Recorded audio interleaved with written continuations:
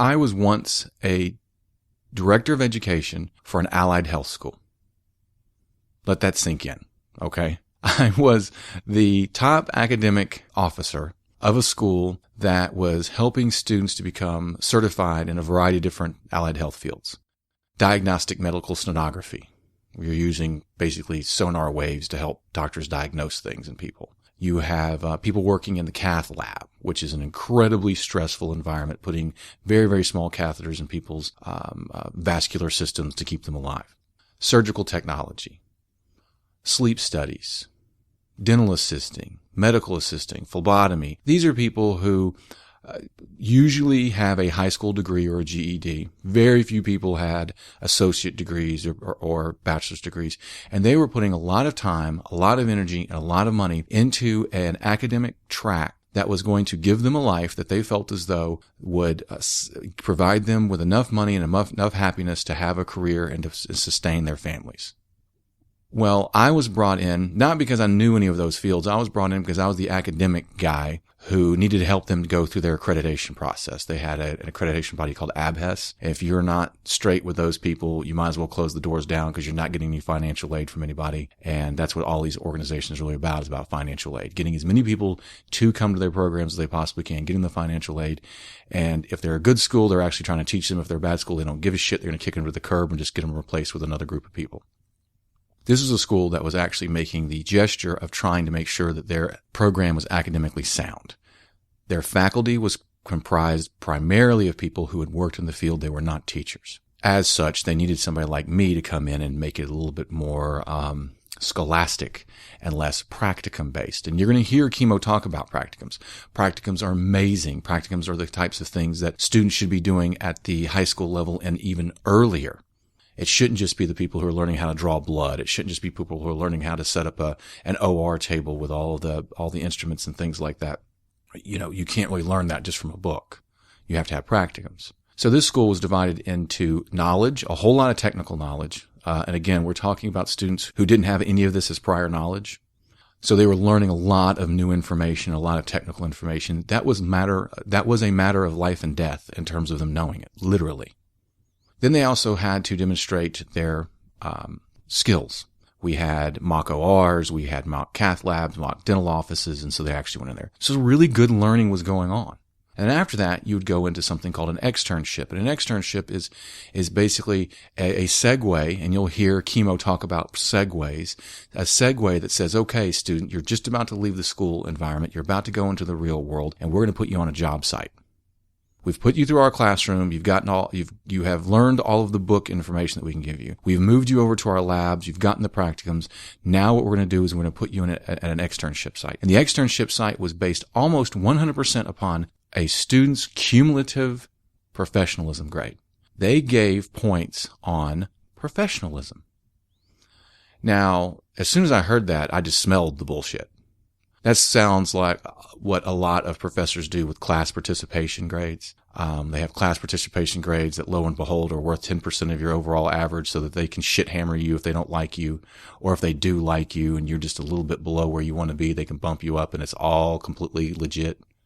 Well, they had professionalism points. And on the surface, it sounds like, yes, you need to teach these students how to be professionals. You have students who have never been into a college level.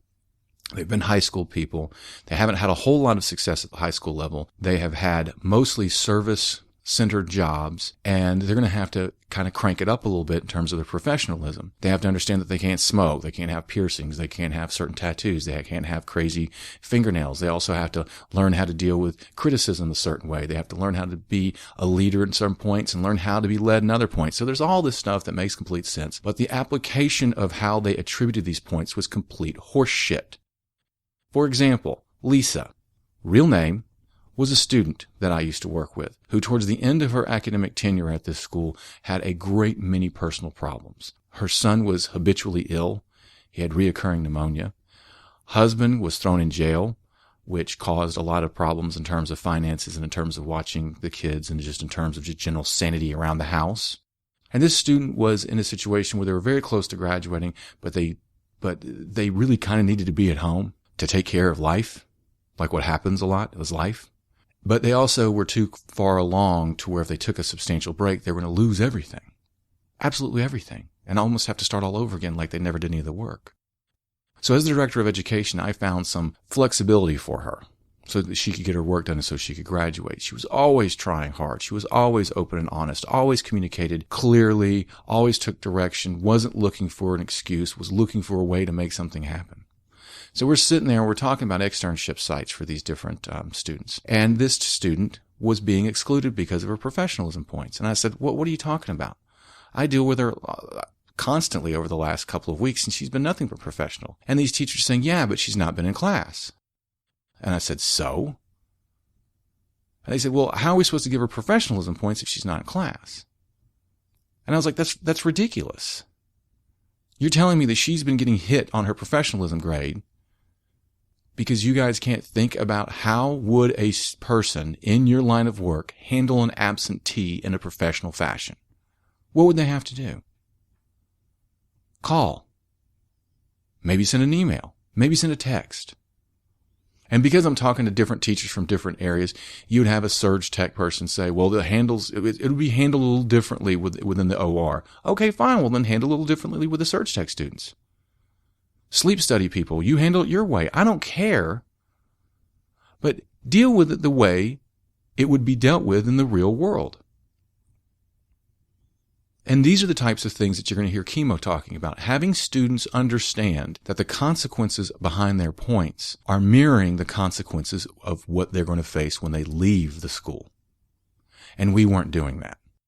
So they changed their professionalism points. If you were absent, or if you were planning on being absent, you had to notify somebody in a certain way by a certain amount of time. You had to also get your assignments from somebody. You had to make sure that your assignments were turned in on the next day.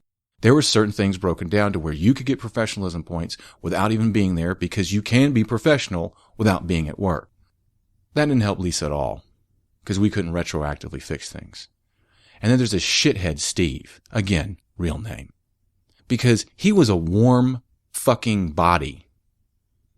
He got a single point every single day in professionalism because you got a point for sitting in your desk and being there on time. He distracted people during class conversations. He rarely participated in a positive fashion. Outside of class participation, it was working in the lab. It was just general demeanor. He was a douche.